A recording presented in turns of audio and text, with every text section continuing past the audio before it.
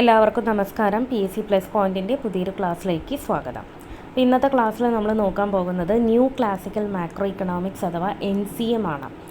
NCM എന്താണ്? NCM അഥവാ new classical macro economics 1970s ഇത് ഡെവലപ്പ് ചെയ്തിട്ടുള്ളത്. നമുക്കറിയാം 1936 ഡിപ്രഷൻ കാരണം, നമ്മുടെ വേൾഡ് ഡിപ്രഷൻ കാരണം കെയ്ൻസിൻ്റെ തിയറീസിന് കൂടുതൽ ഇമ്പോർട്ടൻസ് കിട്ടിയിട്ടുണ്ടായിരുന്നു. അതായത് കെയ്ൻസ് പറഞ്ഞത് ഗവൺമെൻറ് ഇൻ്റർവെൻഷൻസ് വേണം, അതുപോലെ തന്നെ അഗ്രിഗേറ്റ് ഡിമാൻഡിന് കൂടുതൽ ഇമ്പോർട്ടൻസ് കൊടുക്കണം എന്നൊക്കെയായിരുന്നു കെയ്ൻസിൻ്റെ വ്യൂ എന്ന് പറയുന്നത്.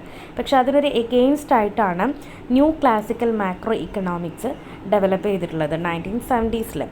ഓക്കെ, അപ്പോൾ ഇതിന് പ്രധാനമായിട്ടും ഫോക്കസ് ചെയ്തിരിക്കുന്ന 3 പ്രധാനപ്പെട്ട ഫീച്ചേഴ്സാണ്.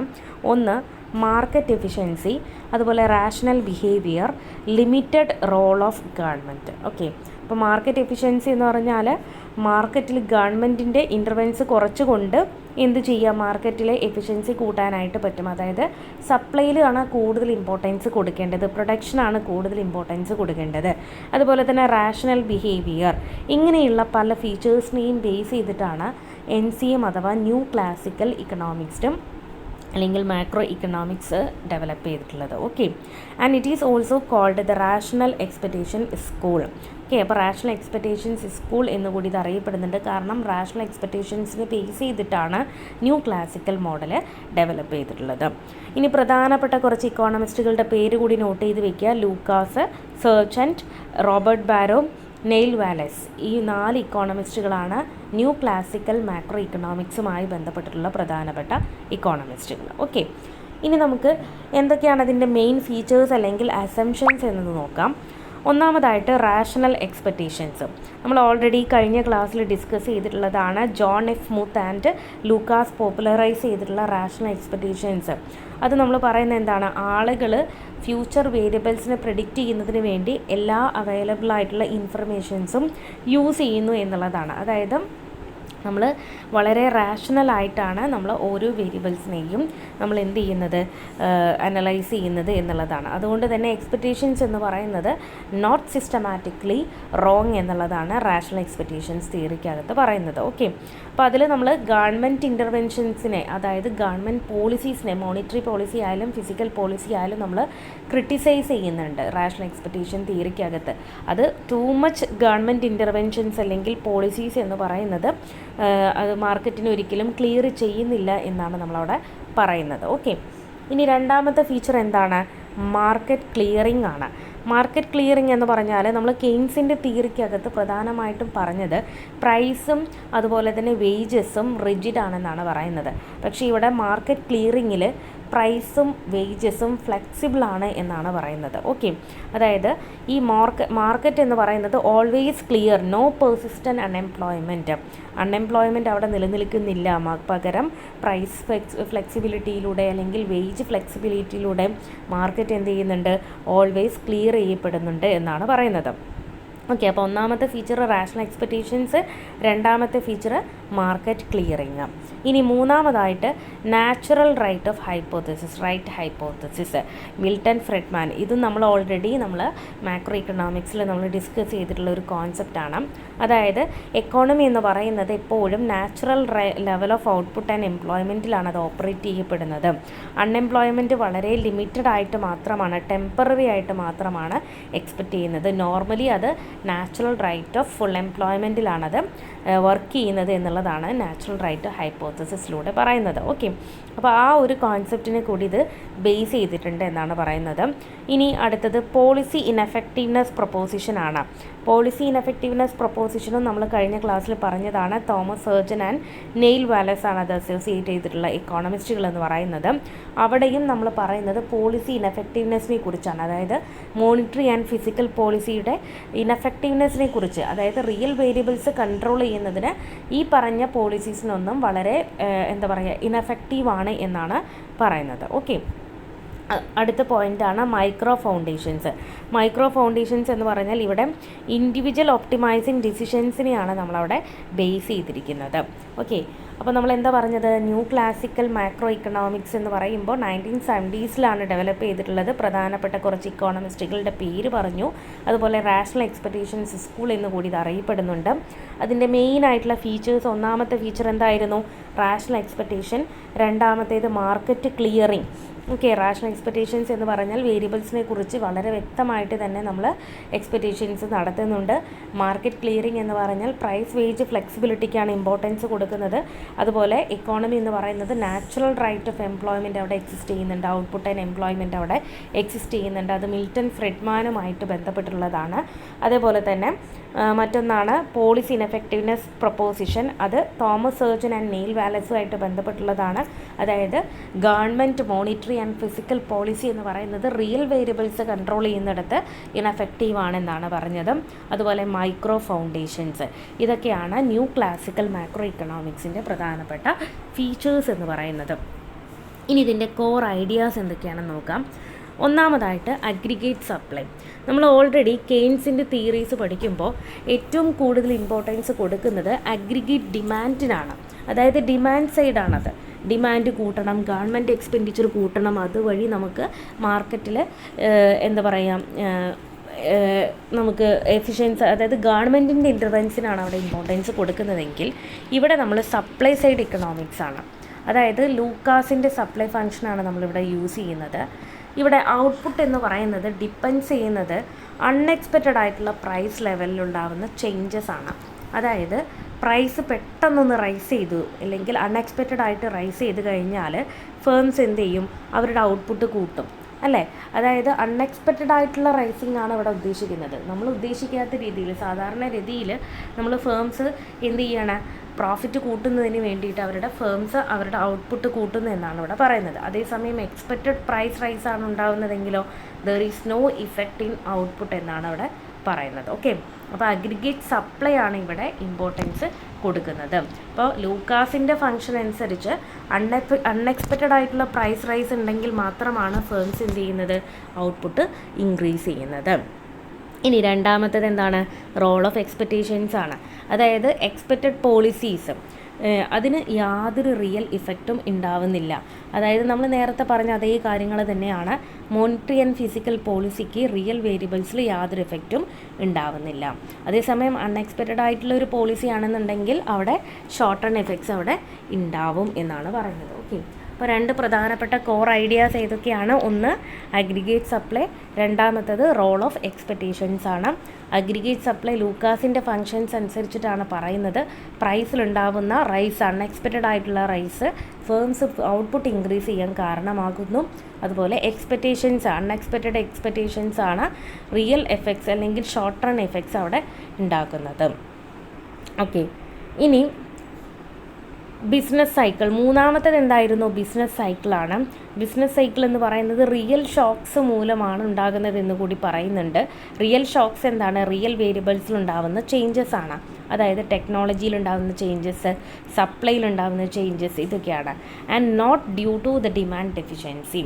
അല്ലാതെ ഡിമാൻഡിലുണ്ടാവുന്ന ഡെഫിഷ്യൻസി മൂലമല്ല ബിസിനസ് സൈക്കിളിൽ ഫ്ലക്ച്വേഷൻസ് ഉണ്ടാവുന്നത് എന്നുള്ളതാണ് ഇതിനകത്ത് പറയുന്നത്. ഓക്കെ, അപ്പോൾ പ്രധാനപ്പെട്ട 3 കോർ ഐഡിയാസ് ഏതൊക്കെയായിരുന്നു, ഒന്ന് അഗ്രിഗേറ്റ് സപ്ലൈ, രണ്ടാമത്തത് റോൾ ഓഫ് എക്സ്പെക്റ്റേഷൻസ്, മൂന്നാമത്തത് ബിസിനസ് സൈക്കിൾസ്.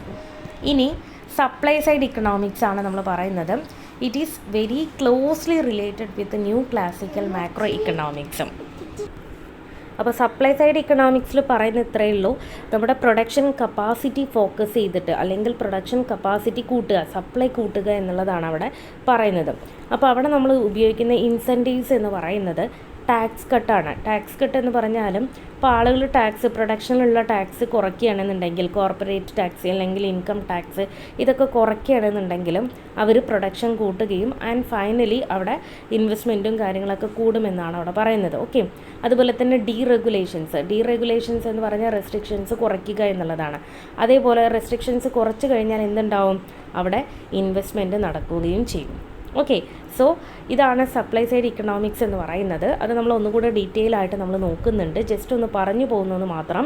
അതായത് സപ്ലൈക്കാണ് അവിടെ ഇമ്പോർട്ടൻസ് കൊടുക്കുന്നത്, അതായത് പ്രൊഡക്ഷൻ കപ്പാസിറ്റി കൂട്ടുക എന്നുള്ളതാണ് നമ്മളവിടെ പറയുന്നത്. ഓക്കെ, അത് റൊണാൾഡ് റീഗൻ എറയിലാണ് ഏറ്റവും കൂടുതൽ ഇമ്പോർട്ടൻസ്. ഇനി ന്യൂ ക്ലാസിക്കൽ ഇക്കണോമിക്സിൻ്റെ പോളിസി ഇംപ്ലിക്കേഷൻസ് എന്തൊക്കെയാണെന്ന് നോക്കാം. ഒന്ന്, government intervention is ineffective or harmful. അതായത് നമ്മൾ ഓൾറെഡി കെയ്ൻസിൻ്റെ തിയറീസിന് അല്ലെങ്കിൽ കെയ്ൻസിൻ്റെ വ്യൂസിന് എഗെയിൻസ്റ്റ് ആണെന്ന് പറഞ്ഞിട്ടുള്ളതായിരുന്നു. അതുകൊണ്ട് തന്നെ ഗവൺമെൻറ് ഇൻ്റർവെൻഷൻസ് എന്ന് പറയുന്നത് ഹാംഫുൾ ആവും. And emphasises on stable monetary policy. Stable ആയിട്ടുള്ള മോണിറ്ററി പോളിസിയാണത് എംഫസൈസ് ചെയ്തിരിക്കുന്നത്. ആൻഡ് റൂൾ ബേസ്ഡ് പോളിസി, അതായത് not discretionary policy. And free market should operate without interference. അപ്പോൾ ഫ്രീ മാർക്കറ്റ്സ് എന്ന് പറയുന്നത് വിത്തൗട്ട് ഇൻ്റർഫറൻസ്, അതായത് ഗവൺമെൻറ്റിൻ്റെ ഇൻ്റർഫറൻസ് ഇല്ലാതെ തന്നെ വർക്ക് ചെയ്യുന്നുണ്ട് അല്ലെങ്കിൽ വർക്ക് ചെയ്യണം. ഇതൊക്കെയാണ് അതിൻ്റെ പ്രധാനപ്പെട്ട പോളിസി ഇംപ്ലിക്കേഷൻസ് എന്ന് പറയുന്നത്. ഓക്കെ, അപ്പോൾ നമ്മൾ നേരത്തെ പറഞ്ഞത് എന്തൊക്കെയായിരുന്നു? ഒന്ന്, ആദ്യം പറഞ്ഞത് എന്തായിരുന്നു? നമ്മൾ സപ്ലൈ സൈഡ് അതിൻ്റെ മെയിൻ ഫീച്ചേഴ്സ് ഡിസ്കസ് ചെയ്തു. ന്യൂ ക്ലാസിക്കൽ ഇക്കണോമിക്സിൻ്റെ മെയിൻ ഫീച്ചേഴ്സ് പറഞ്ഞു. എന്തൊക്കെയായിരുന്നു? Rational expectations, market clearing, natural rate of hypothesis അഥവാ നമ്മൾ natural rate of output and employment, policy ineffectiveness, micro foundations. പിന്നെ അതിൻ്റെ core ideas, aggregate supply, expectations and business cycle. ഏറ്റവും പ്രധാനപ്പെട്ട ഒരു ഐഡിയ സപ്ലൈ സൈഡ് ഇക്കണോമിക്സ് ആണ്. അത് നമ്മൾ ഡീറ്റെയിൽ ആയിട്ട് നെക്സ്റ്റ് നോക്കുന്നുണ്ട്. ആൻഡ് പോളിസി ഇംപ്ലിക്കേഷൻസ്, ഇത്രയാണ് നമ്മൾ ഡിസ്കസ് ചെയ്തത്. ഇനി ക്രിറ്റിസിസം. ഓക്കെ, അപ്പോൾ ഈ പറഞ്ഞ അസംഷൻസിനൊക്കെ എതിരായിട്ടായിരിക്കും ക്രിറ്റിക്സ് എന്ത് വരിക, അവരുടെ ഐഡിയാസ് പറയുന്നത്. അപ്പോൾ നോക്കാം, അൺറിയലിസ്റ്റിക് ആയിട്ടുള്ള അസംഷൻസ് ആണെന്ന് പറയുന്നുണ്ട്. റാഷണൽ എക്സ്പെക്റ്റേഷൻസ് റിയൽ ലൈഫിൽ അത് കൊണ്ടുവരാനായിട്ട് പറ്റില്ല. ആൻഡ് മാർക്കറ്റ് ഇംപെർഫെക്ഷൻസിനെ അത് ഇഗ്നോർ ചെയ്യുന്നുണ്ട്. ആൻഡ് പ്രൈസ് വേജ്, ഇത് രണ്ടും ഫ്ലെക്സിബിൾ ആണെന്ന് പറയുന്നുണ്ട്, പക്ഷെ അത് ഫുള്ളി ഫ്ലെക്സിബിൾ ആയിരിക്കണം എന്നില്ല. ആൻഡ് ഇവിടെ ഡിമാൻഡ് മാനേജ്മെൻറ്റിന് ഇമ്പോർട്ടൻസ് കൊടുക്കുന്നില്ല. ആൻഡ് കെയ്ൻസിൻ്റെ വ്യൂസിനെ അത് കോൺട്രഡിക്റ്റ് ചെയ്യുന്നുണ്ട്. എംപെരിക്കലി വീക്കാണ്. ആൻഡ് ഷോഡ് ദ പോളിസി എന്ന് പറയുന്നത് ഷോർട്ട് റണ്ണിൽ മാത്രമാണ് അതിനെ എഫക്റ്റ് ചെയ്യാൻ പറ്റൂ എന്നുള്ളത് പറയുന്നുണ്ട്. ഓക്കെ, അപ്പോൾ ഇത്രയും കാര്യങ്ങളാണ് അതിൻ്റെ ക്രിറ്റിസിസമായിട്ട് വരുന്നത്. ഇനി എന്താണ് new classical macro economics highlight ചെയ്യുന്ന പ്രധാനപ്പെട്ട പോയിൻറ്റ്സ് എന്ന് കൂടി നോക്കി നമുക്കത് കൺക്ലൂഡ് ചെയ്യാം. ഇമ്പോർട്ടൻസ് ഓഫ് എക്സ്പെക്റ്റേഷൻസ്, നമ്മൾ ഓൾറെഡി പറഞ്ഞു, എക്സ്പെക്റ്റേഷൻസിനാണ് അത് ഇമ്പോർട്ടൻസ് കൊടുക്കുന്നത്. ആൻഡ് മാർക്കറ്റ് എഫിഷ്യൻസി, ലിമിറ്റഡ് ആയിട്ടുള്ള ഗവൺമെൻറ് പോളിസി. അപ്പോൾ ഈ 3 പ്രധാനപ്പെട്ട ഫീച്ചേഴ്സ് നോട്ട് ചെയ്ത് വെക്കുക. ഏതൊക്കെയാണ്? ഒന്ന്, എക്സ്പെക്റ്റേഷൻസിന് ഇമ്പോർട്ടൻസ് കൊടുക്കുന്നു. Market efficiency, limited government policy. Okay, ഇനി ഞാൻ പറഞ്ഞു സപ്ലൈ സൈഡ് ഇക്കണോമിക്സ് എന്ന് പറയുന്നത് ന്യൂ ക്ലാസിക്കൽ ഇക്കണോമിക്സുമായി ബന്ധപ്പെട്ടുള്ള ഏറ്റവും പ്രധാനപ്പെട്ട ഒരു കോൺസെപ്റ്റാണ്. അപ്പോൾ എന്താ നോക്കാം. സപ്ലൈ സൈഡ് ഇക്കണോമിക്സ് എന്ന് പറഞ്ഞാൽ ഇൻക്രീസിങ് പ്രൊഡക്ഷൻ അഥവാ അഗ്രിഗേറ്റ് സപ്ലൈയെ ബേസ് ചെയ്തിട്ടുള്ള ഒരു കോൺസെപ്റ്റാണ് സപ്ലൈ സൈഡ് ഇക്കണോമിക്സ്. അതായത് നമ്മുടെ ഇക്കണോമിക് ഗ്രോത്തിൽ നമ്മൾ നേരത്തെ കെയ്ൻസിൻ്റെ തിയറീസൊക്കെ പഠിക്കുമ്പോൾ അഗ്രിഗേറ്റ് ഡിമാൻഡ്സിനാണ് ഇമ്പോർട്ടൻസ് കൊടുക്കുന്നത്, അല്ലെങ്കിൽ government interventions, government aggregate demand കൂട്ടണം, ഇങ്ങനെയാണ് നമ്മൾ പറയുന്നത് അല്ലേ. പക്ഷേ ഇവിടെ പറയുന്നത് നമ്മുടെ ഇക്കണോമിക് ഗ്രോത്ത് അച്ചീവ് ചെയ്യണമെങ്കിൽ നമ്മുടെ രാജ്യത്തെ പ്രൊഡക്ഷൻ കപ്പാസിറ്റി അല്ലെങ്കിൽ പ്രൊഡക്ഷൻ സപ്ലൈ കൂട്ടണം എന്നുള്ളതാണ് സപ്ലൈ സൈഡ് ഇക്കണോമിക്സിൽ പറയുന്നത്. ഓക്കെ, അപ്പോൾ ഇവിടെ economic growth is best promoted by reducing barriers to production such as high tax, excessive regulation and inefficiencies. അപ്പോൾ എങ്ങനെയൊക്കെയാണ് നമുക്ക് പ്രൊഡക്ഷൻ പ്രൊമോട്ട് ചെയ്യാൻ പറ്റുക? നമ്മുടെ രാജ്യത്ത് കുറച്ച് പ്രധാനപ്പെട്ട ബാരിയേഴ്സ് ഇല്ലാതാക്കണം. ഇപ്പോൾ ഹൈ ടാക്സ് എന്ന് പറയുന്നത് ഒരു ബാരിയറാണ്. ഹൈ ടാക്സ് ഉണ്ടെന്നുണ്ടെങ്കിൽ പ്രൊഡക്ഷൻ യൂണിറ്റുകൾ പ്രൊഡക്ഷൻ കൂട്ടത്തില്ല. അതുപോലെ തന്നെ എക്സസീവായിട്ട് റെഗുലേഷൻസ് കൊണ്ടുവരിക, റെസ്ട്രിക്ഷൻസ് കൊണ്ടുവരിക, അങ്ങനെ വരുമ്പോഴും പ്രൊഡക്ഷൻ അത് അഫക്റ്റ് ചെയ്യും. അതുപോലെ ഇൻഎഫിഷ്യൻസീസ്, ഇതൊക്കെ എന്താണ്? പ്രൊഡക്ഷനുമായി ബന്ധപ്പെട്ടുള്ള കുറച്ച് ബാരിയേഴ്സാണ്, പ്രശ്നങ്ങളാണ്. ആ പ്രശ്നങ്ങളൊക്കെ നമുക്ക് റെഡ്യൂസ് ചെയ്തുകൊണ്ട് എന്ത് ചെയ്യാൻ പറ്റും? പ്രൊഡക്ഷൻ കൂട്ടാനായിട്ട് and finally economic growth achieve ചെയ്യാനായിട്ടും സാധിക്കും എന്നുള്ളതാണ് സപ്ലൈ സൈഡ് ഇക്കണോമിക്സിൽ പറയുന്നത്. അപ്പോൾ ഇതിൻ്റെ core idea production creates growth എന്നുള്ളതാണ്. ഗ്രോത്ത് ഈ ക്രിയേറ്റ് ചെയ്യുന്നതിൽ പ്രൊഡക്ഷൻ്റെ ഇമ്പോർട്ടൻസ് ആണ് അവിടെ നമ്മൾ നോക്കുന്നത്. അപ്പോൾ instead of boosting demand as in Keynesian theory, supply side economics emphasises incentive to produce, invest and work. അപ്പോൾ 3 പ്രധാനപ്പെട്ട കാര്യങ്ങളാണ് പറയുന്നത്. എന്താണ്? പ്രൊഡക്ഷൻ കൂട്ടുക, ഇൻവെസ്റ്റ്മെൻറ്റ് കൂട്ടുക ആൻഡ് വർക്ക് കൂട്ടുക എന്നുള്ളതാണ് ഇവിടെ എംഫസൈസ് ചെയ്യുന്ന പ്രധാനപ്പെട്ട കോൺസെപ്റ്റുകൾ. ഇനി ഇതിൻ്റെ കീ ഫീച്ചേഴ്സ് എന്തൊക്കെയാണെന്ന് നോക്കാം. ഒന്ന്, അഗ്രിഗേറ്റ് സപ്ലൈ. ആൻഡ് ഇവിടെ എന്താണ് നമ്മൾ പറഞ്ഞു, അഗ്രിഗേറ്റ് സപ്ലൈ അല്ലെങ്കിൽ പ്രൊഡക്ഷൻ കൂട്ടുക എന്നുള്ളതാണ്. നമ്മൾ കൊണ്ടുവരുന്ന ഓരോ പോളിസീസും അഗ്രിഗേറ്റ് സപ്ലൈ അല്ലെങ്കിൽ പ്രൊഡക്ഷൻ കൂട്ടാൻ വേണ്ടിയിട്ടായിരിക്കും. അങ്ങനെ വരുമ്പോൾ നമുക്കറിയാം അഗ്രിഗേറ്റ് സപ്ലൈ കർവ് എന്ന് പറയുന്നത് റൈറ്റിലോട്ട് ഷിഫ്റ്റ് ചെയ്യും. ഓക്കെ, സോ അങ്ങനെ വരുമ്പോൾ എന്താണ് ഔട്ട്പുട്ടും അതുപോലെ തന്നെ എംപ്ലോയ്മെൻറ്റും എന്ത് ചെയ്യും, ആദ്യത്തെ എന്നും വെച്ചും ഇൻക്രീസ് ചെയ്യും അല്ലേ, ഗ്രോത്ത് അച്ചീവ് ചെയ്യാനായിട്ടും സാധിക്കും. ഇനി റോൾ ഓഫ് ഇൻസെൻറ്റീവ്സ് ആണ് നമ്മൾ നോക്കുന്നത്. ഇൻസെൻറ്റീവ്സ് എന്ന് പറഞ്ഞാൽ എന്തൊക്കെ തരത്തിലുള്ള പോളിസിയാണ് നമുക്ക് ഈ പ്രൊഡക്ഷന് ബാരിയേഴ്സ് ആയിട്ട് നിൽക്കുന്നതെങ്കിൽ, മീൻസ് എന്തൊക്കെ തരത്തിലുള്ള എന്താ പറയുക ബാരിയേഴ്സാണ് പ്രൊഡക്ഷന് നിൽക്കുന്നതെങ്കിൽ അത് കുറയ്ക്കുന്നതിനുള്ള ഇൻസെൻറ്റീവ്സ് എന്തൊക്കെയാണെന്നാണ് നോക്കുന്നത്. അപ്പോൾ ഞാൻ ഓൾറെഡി പറഞ്ഞു ടാക്സ് കുറയ്ക്കുക എന്നുള്ളത്. ടാക്സ് കുറയ്ക്കുമ്പോൾ എന്താകും, കൂടുതൽ വർക്ക് ചെയ്യാനായിട്ടും അതുപോലെ തന്നെ സേവ് ചെയ്യാനും ഇൻവെസ്റ്റ് ചെയ്യാനായിട്ടും അത് ഹെൽപ്ഫുള്ളാണ്. ആൻഡ് കൂടുതൽ പ്രൊഡ്യൂസ് ചെയ്യുക, അതായത് ഹൈ പ്രോഫിറ്റബിലിറ്റി എയിം ചെയ്തുകൊണ്ട് കൂടുതൽ പ്രൊഡ്യൂസ് ചെയ്യുക. ടാക്സ് കുറച്ചാൽ പ്രോഫിറ്റ് കൂട്ടും, അപ്പോൾ ഫേംസ് എന്ത് ചെയ്യും, കൂടുതൽ പ്രൊഡ്യൂസ് ചെയ്യും. ആൻഡ് ഫ്രീ മാർക്കറ്റ് ഓറിയൻറ്റേഷൻസ്, അതായത് റെഗുലേഷൻസ് കുറയ്ക്കുക അല്ലെങ്കിൽ റെസ്ട്രിക്ഷൻസ് കുറയ്ക്കുക. And supports minimum government interventions എന്ന് പറയുന്നത് കുറയ്ക്കണം. And encourages privatisation and deregulation, അതായത് പബ്ലിക് സെക്ടറിൻ്റെ ഇമ്പോർട്ടൻസ് കൊടുക്കണം, അതേസമയം പ്രൈവറ്റൈസേഷനും ഇമ്പോർട്ടൻസ് കൊടുക്കുക. അതായത് പബ്ലിക് സെക്ടറിലുള്ള പല കാര്യങ്ങളും പ്രൈവറ്റൈസ് ചെയ്യുക, ഡീറെഗുലേറ്റ് ചെയ്യുക എന്നുള്ളതാണ് അവിടെ പറയുന്നത്. ഓക്കെ, നോക്കാം. ഇനി മേജർ പോളിസി ടൂൾസ്, ഒന്ന് നമ്മൾ ടാക്സ് കട്ട് പറഞ്ഞു. ആൻഡ് ഇൻകം ടാക്സ് അല്ലെങ്കിൽ കോർപ്പറേറ്റ് ടാക്സ് കുറയ്ക്കുക എന്നുള്ളതാണ് ഉദ്ദേശിക്കുന്നത്. And increases the disposable income and investment. അപ്പോൾ ടാക്സ് കട്ടിലൂടെ എന്തൊക്കെയാണ് സംഭവിക്കുന്നത്, നമ്മുടെ ഇൻകം ടാക്സ് കുറയ്ക്കുക, കോർപ്പറേറ്റ് ടാക്സ് കുറയ്ക്കുക, അതുവഴി നമ്മുടെ ഡിസ്പോസിബിൾ ഇൻകവും ഇൻവെസ്റ്റ്മെൻറ്റും കൂടും. രണ്ടാമത്തത് പോളിസി എന്താണ്, ഡീറെഗുലേഷൻ. പറഞ്ഞ കാര്യങ്ങൾ തന്നെ റിപ്പീറ്റ് ചെയ്ത് വരികയാണ്. Remove unnecessary government rules, helps business operate efficiently. അപ്പോൾ നമ്മൾ അൺനെസസറി ആയിട്ടുള്ള ഗവൺമെൻറ് റൂൾസ് റിമൂവ് ചെയ്ത് കഴിഞ്ഞാൽ അതെന്താക്കും, നമ്മുടെ ബിസിനസ്സിനെ നന്നായിട്ട് ഓപ്പറേറ്റ് ചെയ്യാനായിട്ട് സഹായിക്കും. അതുപോലെ പ്രൈവറ്റൈസേഷൻ, അതായത് പബ്ലിക് സെക്ടർ എൻ്റർപ്രൈസസിനെ പ്രൈവറ്റ് സെക്ടറിലോട്ട് മാറ്റുക. അങ്ങനെ വരുമ്പോൾ ഇൻവെസ്റ്റ്മെൻറ്റ് എൻകറേജ് ചെയ്യും, അതുപോലെ തന്നെ ക്യാപിറ്റൽ ഫോർമേഷൻസ് അവിടെ നടക്കും, അതുപോലെ ടെക്നോളജിക്കൽ ഇന്നോവേഷൻസും കൊണ്ടുവരിക. ഓക്കെ, അപ്പോൾ ഇതൊക്കെയാണ് സപ്ലൈ സൈഡ് ഇക്കണോമിക്സിൽ പറയുന്ന പ്രധാനപ്പെട്ട കാര്യങ്ങൾ. സിമ്പിളായിട്ട് പറഞ്ഞാൽ നമ്മൾ അഗ്രിഗേറ്റ് സപ്ലൈ അല്ലെങ്കിൽ പ്രൊഡക്ഷൻ കൂട്ടുക, അതുവഴി ഇക്കണോമിക് ഗ്രോത്ത് അച്ചീവ് ചെയ്യുക. പ്രൊഡക്ഷൻ ക്രിയേറ്റ്സ് ഗ്രോത്ത് എന്നുള്ളതാണ് അതിൻ്റെ കോറായിട്ടുള്ള ഐഡിയ. ഇനി അടുത്തത് ലാഫർ കർവ് കോൺസെപ്റ്റാണ്. അപ്പോൾ നമ്മൾ ടാക്സുമായി ബന്ധപ്പെട്ടിട്ടുള്ള ഒരു കോൺസെപ്റ്റാണ് ലാഫർ കർവ് കോൺസെപ്റ്റ്. ഇവിടെ നമ്മൾ ടാക്സ് റേറ്റും ടാക്സ് റവന്യൂവും തമ്മിലുള്ള റിലേഷൻഷിപ്പാണ് അവിടെ കാണിക്കുന്നത്. ഇമ്പോർട്ടൻ്റ് ആണ്. നമ്മൾ ലാഫർ കർവ് എന്ന് പറഞ്ഞാൽ എന്തൊക്കെയാണ്, ഒന്ന് ടാക്സ് റേറ്റും അതുപോലെ ടാക്സ് റവന്യൂവും നമ്മൾ നോക്കാം. അപ്പം നമ്മൾ ടാക്സ് റേറ്റ് കൂട്ടിക്കഴിഞ്ഞാൽ എന്ത് ചെയ്യും, അത് നമ്മുടെ വർക്ക് കുറയ്ക്കുകയും അതുപോലെ അതുവഴി നമ്മുടെ ഇൻവെസ്റ്റ്മെൻറ്റും സേവിങ്സും ഒക്കെ കുറച്ച് അവസാനം റവന്യൂ കുറയാനുള്ള കാരണമാവും അല്ലേ. അപ്പോൾ മോഡറേറ്റ് ആയിട്ടുള്ള ഒരു ടാക്സ് കട്ട് ഉണ്ടെങ്കിൽ അത് റവന്യൂ ഇൻക്രീസ് ചെയ്യുന്നു എന്നുള്ളതാണ് ഇവിടെ പറയുന്നത്. ഓക്കെ, അപ്പോൾ ലാഫർ കർവ് എന്താ കാണിക്കുന്നത്, relationship between tax rate and tax revenue.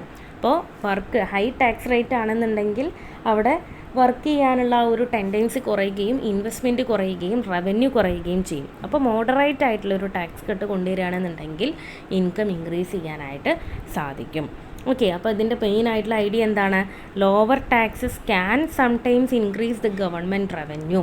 അപ്പോൾ ടാക്സ് കുറച്ച് കഴിഞ്ഞാൽ ചില സമയങ്ങളിൽ എന്ത് ചെയ്യാൻ പറ്റും, സ്വാഭാവികമായിട്ട് നമ്മൾ പറയുക ടാക്സ് റവന്യൂ കൂട്ടിക്കഴിഞ്ഞാൽ ഗവൺമെൻറ് റവന്യൂ കൂടും എന്നൊക്കെയാണ്. പക്ഷെ അത് സാധാരണക്കാരായിട്ടുള്ള ജനങ്ങൾ അത് അഫക്റ്റ് ചെയ്യുകയും അത് വർക്ക് ചെയ്യാനുള്ള ഇൻസെൻറ്റീവ്സ് കുറയ്ക്കുകയും അങ്ങനെ ഫൈനലി റവന്യൂ കുറയ്ക്കാനായിട്ടും കാരണമാകും. അപ്പോൾ മോഡറേറ്റ് ആയിട്ടുള്ളൊരു ടാക്സ് കട്ടാണ് അല്ലെങ്കിൽ മോഡറേറ്റ് ആയിട്ടുള്ളൊരു ടാക്സ് റേറ്റ് ആണ് കൊണ്ടുവരുന്നതെങ്കിൽ ഗവൺമെൻറ് റവന്യൂ അത് കൂട്ടാനായിട്ട് സഹായിക്കും. അസംഷൻസ് നോക്കാം. Individuals respond strongly to economic incentives and market are efficient if left free. Market efficient ആണ്, അതായത് ഗവൺമെൻറ്റിൻ്റെ ഇൻ്റർവെൻസ് കുറയുകയാണെന്നുണ്ടെങ്കിൽ savings automatically translate into ഇൻവെസ്റ്റ്മെൻറ്റും. അതുപോലെ long run growth depends on production capacity. Okay, ഇനി അഡ്വാൻറ്റേജസ് എന്തൊക്കെയാണെന്ന് നോക്കാം. Promote economic growth. Tax cut അല്ലെങ്കിൽ ടാക്സ് മോഡറേറ്റ് ആയിട്ടുള്ള ഒരു ടാക്സ് റേറ്റ് ആണെന്നുണ്ടെങ്കിൽ ഇക്കണോമിക് ഗ്രോത്ത് ഉണ്ടാവും. Increases output and productivity, encourages investment, higher profits leads to capital formation. Okay, and reduces inflation. Increase in supply helps control price rise, improves efficiency. Competition leads to better resource allocation. Okay, അപ്പോൾ എന്തൊക്കെയാണ് പറഞ്ഞത്? ഒന്ന്, economic growth promote ചെയ്യുന്നു, അതുപോലെ ഔട്ട്പുട്ടും പ്രൊഡക്ടിവിറ്റിയും കൂട്ടുന്നു, investment കൂട്ടുന്നു. നമ്മൾ ടാക്സ് കട്ടിലൂടെ അല്ലെങ്കിൽ മോഡറേറ്റ് ആയിട്ടുള്ള ടാക്സ് റേറ്റ് കൊണ്ടുവരികയാണെങ്കിലാണ് നമ്മൾ പറയുന്നത്. അതുപോലെ പ്രോഫിറ്റ് കൂട്ടുന്നു, ക്യാപിറ്റൽ ഫോർമേഷൻ ഉണ്ടാവുന്നു, ഇൻഫ്ലേഷൻ റിഡ്യൂസ് ചെയ്യുന്നു, സപ്ലൈ ഇൻക്രീസ് ചെയ്യുന്നതോടുകൂടി പ്രൈസ് റൈസ് കൺട്രോൾ ചെയ്യാനായിട്ട് പറ്റും, അതുപോലെ എഫിഷ്യൻസി ഇമ്പ്രൂവ് ചെയ്യുന്നു, ആൻഡ് കോമ്പറ്റീഷനിലൂടെ എന്ത് ചെയ്യാൻ പറ്റും? ബെറ്റർ ആയിട്ടുള്ള റിസോഴ്സ് അലോക്കേഷൻ കൊണ്ടുവരാനായിട്ട് പറ്റും. ഓക്കെ, ആൻഡ് ഇതിൻ്റെ ക്രിറ്റിസിസം എന്തൊക്കെയാണെന്ന് നോക്കാം. ഇൻകം ഇനീക്വാളിറ്റി, അതായത് റിച്ച് ആയിട്ടുള്ള ആളുകളെ മാത്രമായിരിക്കും ചിലപ്പോൾ ടാക്സ് കട്ട് ഫേവർ ചെയ്യുന്നുണ്ടാവുക. ഓക്കെ, രണ്ടാമതായിട്ട് പറയുന്നത് സ്ലോ ഇമ്പാക്റ്റാണ്. അതായത് പ്രൊഡക്ഷൻ കപ്പാസിറ്റി കൂട്ടുക എന്ന് പറയുന്നത് പെട്ടെന്ന് നടക്കുന്ന ഒരു പ്രോസസ്സല്ല, അത് വളരെ സമയമെടുത്ത് ചെയ്യേണ്ട ഒന്നാണ്.